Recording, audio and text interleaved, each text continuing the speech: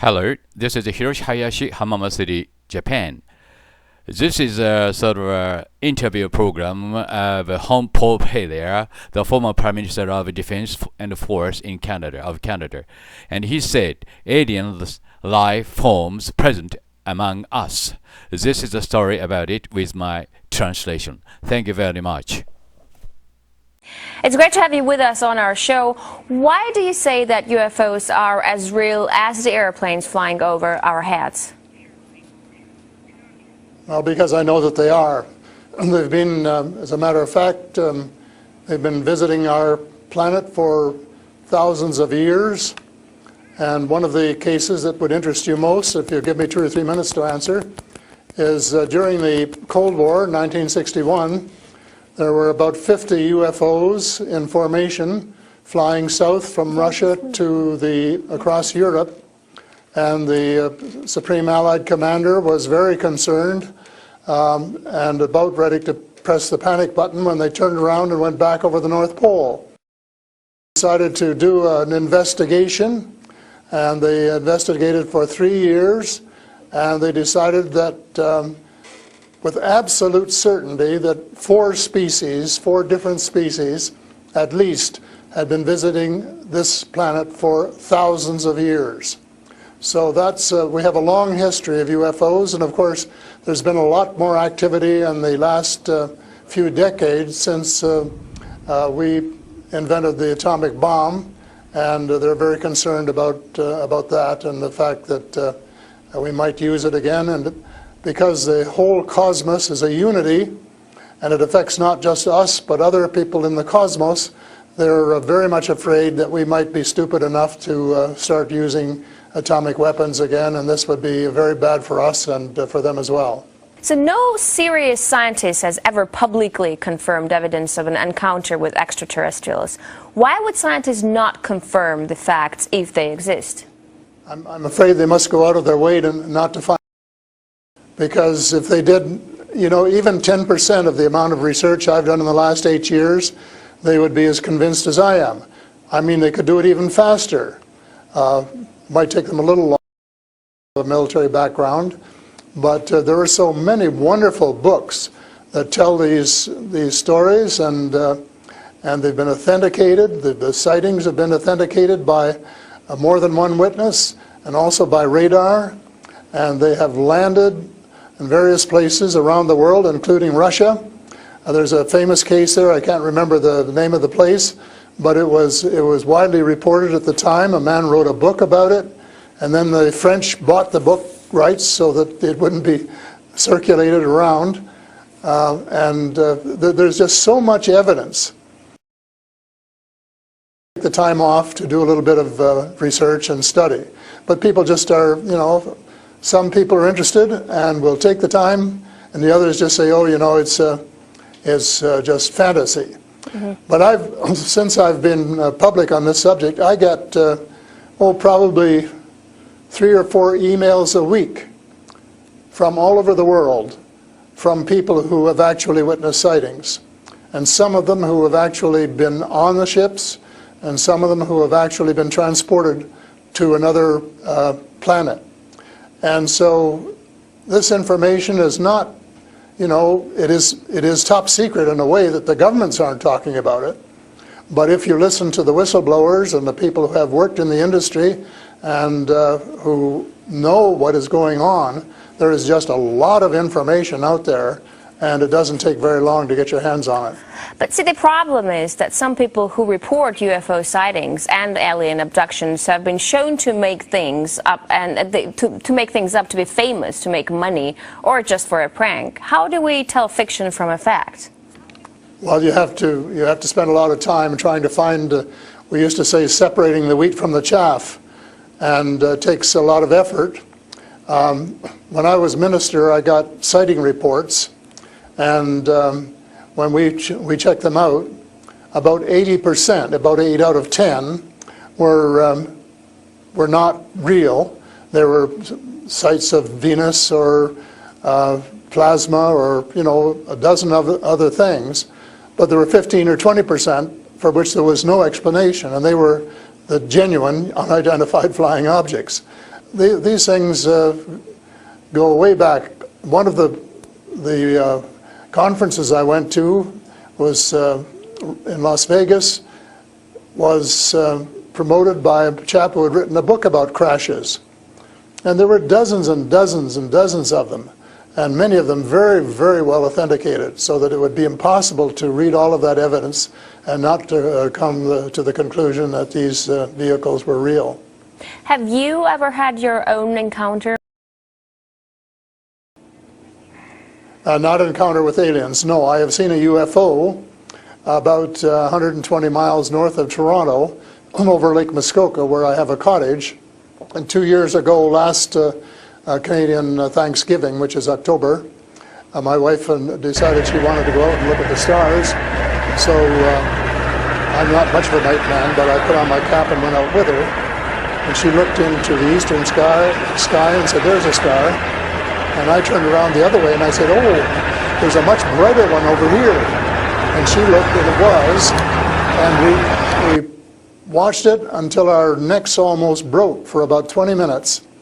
And it was definitely a UFO, because it could change position in the sky by 3 or 4 degrees in 3 or 4 seconds. And I checked out, there were no satellites that could do that.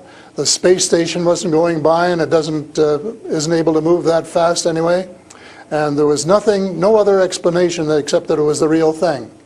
And 2 days later, I went down on the dock, got a comfortable chair, and watched it came back almost to the same spot and entertained me for as long as I could take it. And then I went back to the cottage. But it was very interesting, because it would drop down in the sky and then it would roar back up, and then it would shift across a few degrees and do a circle and come back at a speed, but just astronomical speeds. As you know, they travel very, very fast. So does it just look like a falling star that falls really quickly and then rises again? What does it look like? Well, it just looked like a star. It just looks like a star. Right. And I don't know if you're a person who has ever read the Bible or not, but I think the Star of Bethlehem, God's flying saucers. Mm-hmm. But you also tell me that people write you emails, 3 to 5 emails a week, and they've actually been abducted, or they have encounters with the aliens. Do they actually tell you what these aliens look like? I mean, everyone's interested. How would I know if I see an alien and if he abducts me? Well, the first question you have to ask is, how many species are there? And I used to think there were, between 2 and 12.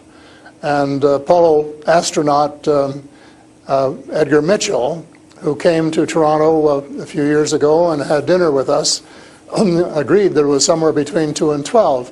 But the latest reports that I've been getting from various sources are that there are about 80 different species. And some of them look just like us, and they could walk down the street and you wouldn't know if you ran, walked past one. And they're what we call the Nordic blondes, and also the tall whites, who were actually working with the United States Air Force in Nevada. They're able to get away with that. They had a couple of their ladies dressed as nuns went into Las Vegas to shop, and they weren't detected. And I have a friend who saw one of the men walking along the street, and somebody who would recognize that they were different, and he did. So there are those kind, and then there are the short grays, as they're called, and they're the ones that you see in most of the cartoons. Have very, very slim arms and legs, and they're very short, just a little over 5 feet, and they have a great big torso and a great big head and great big brown eyes. But they're different species, so you have to know that they're different species, and and know that they're all different. Mm-hmm. So if you saw the short grays, you'd certainly know that there was something up that you'd never seen before. But if you saw one of the Nordic blondes, well, you'd probably say, "Oh, I wonder if she's from Denmark or somewhere," So this species that you're describing, are they all different in terms of nice and mean? Are some of them nice and benevolent? Are others nasty? Or how are they? Are they good to people on Earth, or are they here to harm them? Well, it's a difficult question to answer because they have different agendas. And maybe all of us on Earth should have the same agenda, but you couldn't say maybe that Russia and China and the United States all had the same agenda at every turn, because they don't. And I would say that nearly all are benign, they're benevolent, they want to help us. There may be one or two species which do not. And that's one of the things I'm investigating at the moment, is to see who they are and what they're up to and what their agendas really are. All right, we're talking to Paul Hellyer, former Canadian Minister of Defense, who says extraterrestrial life forms exist and are present on Earth. We'll talk more about what they are and why they're here after a short break. Stay with us. And we're back with Paul Hellyer, former Canadian Minister of Defense, to talk about extraterrestrial life forms. Great to have you back. So these extraterrestrial creatures, where did they come from and how did they get here to Earth? They come from various places. For a long while, I only knew about ones who came from different star systems.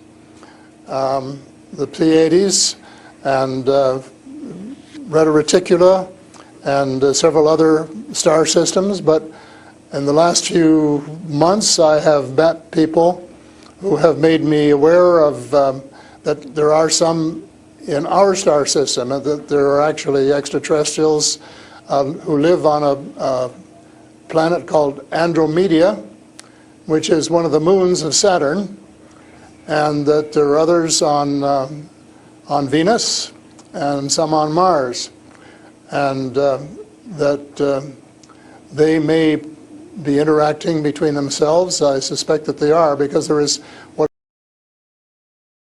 of these people. And they have rules. For example, one of the rules is that they don't interfere in our affairs unless they're invited to.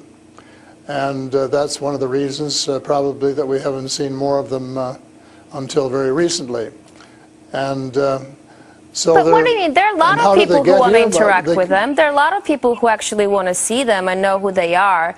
What, they need a special invitation to interact with us? What does it mean? They don't want to interfere into our affairs. They want to tell us how to run our affairs. They have accepted the fact this is our planet and that we have the right to run it, but they're very, very concerned. They don't think we're good stewards of our planet.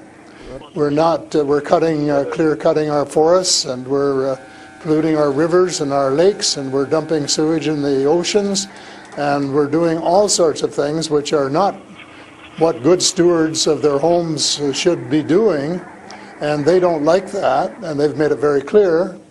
And as a matter of fact, they have given us a warning. How? And this has come from more than one source. How have they made it clear? What have they done? They have talked to people. One of the chaps I talked to about a month ago was interacting with them in 1974, he and his brother in Peru, and they were taken to Andromeda, teleported, and they were told what the people there think, and that we're really wrecking our planet, and in fact that something dreadful is going to happen to it if we don't smarten up and change our ways. We spend too much time fighting each other. We spend too much money on military expenditures and not enough on feeding the poor and looking after the homeless and the sick. And that we are polluting our waters and our air, and that we're playing around with these exotic weapons, thermonuclear weapons and atomic weapons, which have such a devastating effect both on our Earth and on other areas in the cosmos, and they don't like that. And that's the reason they would like to work with us to teach us better ways, but only, I think, with our consent. And they work through individuals, and they try and pick out individuals who won't be frightened to death of them. because they can give you quite a fright. One of the cases I'm familiar with was the tall whites in Nevada, where the United States airmen working with them, were just frightened to death of them. And one, Charles Hall, rescued the daughter of one of the high-up people in the tall whites, and as a result became very good friends with the mother. And as soon as they could trust each other, they had a wonderful relationship. And he wrote a book about it. It's called Millennial Hospitality. Millennial Hospitality. And it tells you how you go through these stages of being scared out of your wits.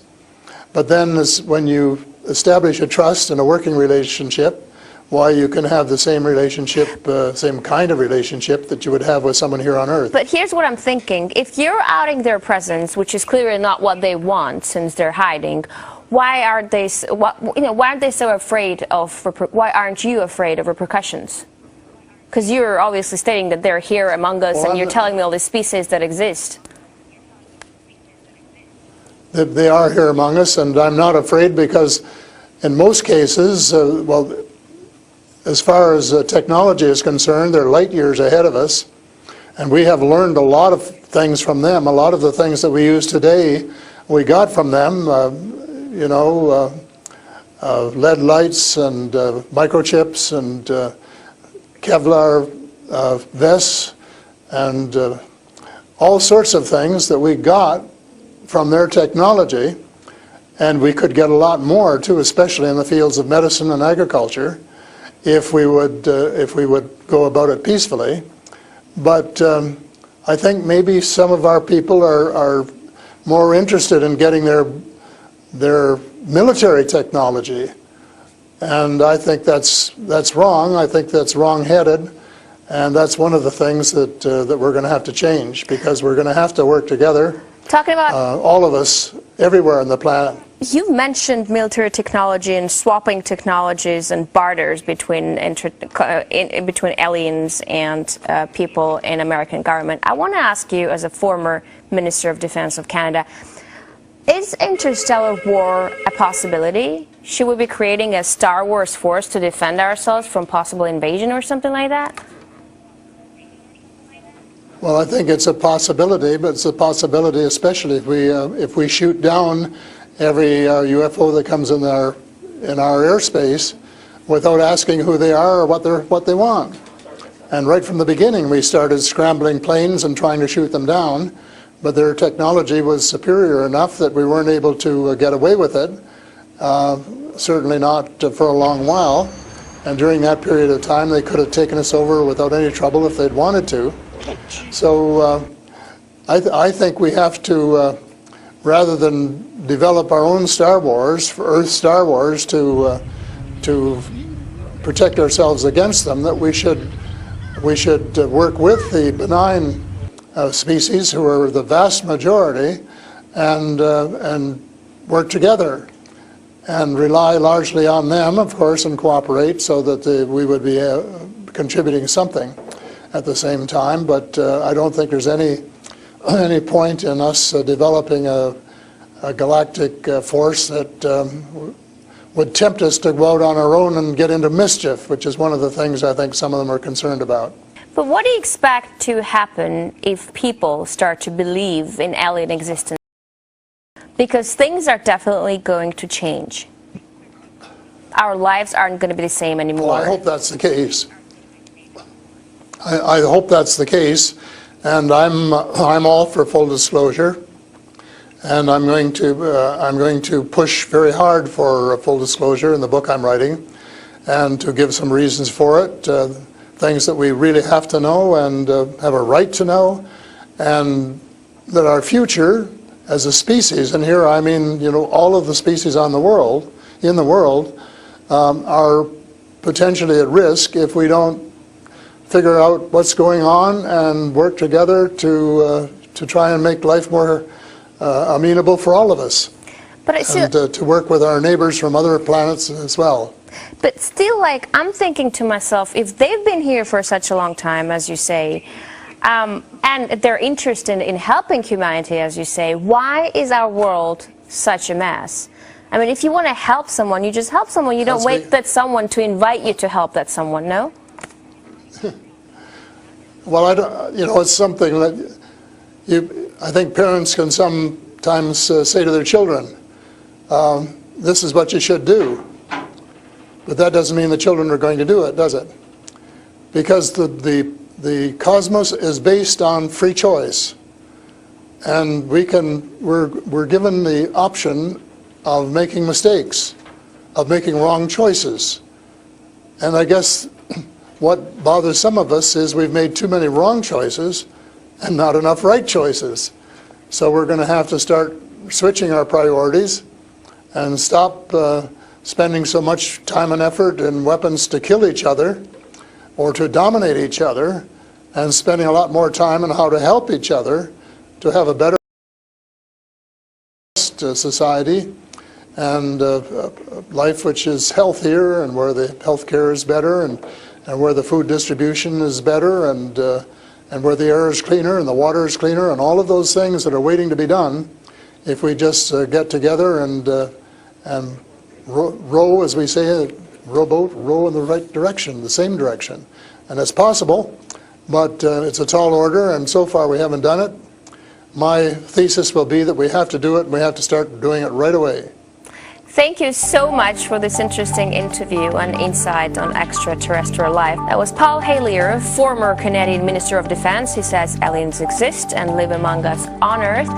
That's all the time we have for today. I will see you in the next edition of Sophie & Co.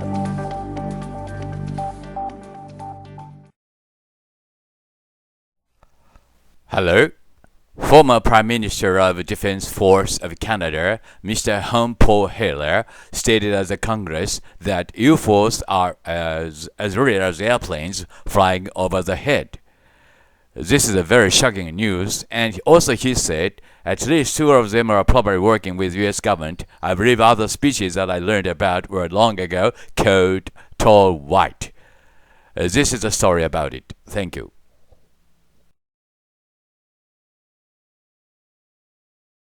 To speak to a symposium at the University of Toronto, and I said UFOs are as real as the airplanes flying overhead.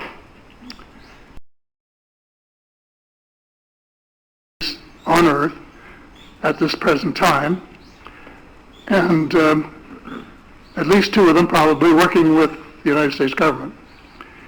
The other species that I learned about not too long ago was called the tall whites.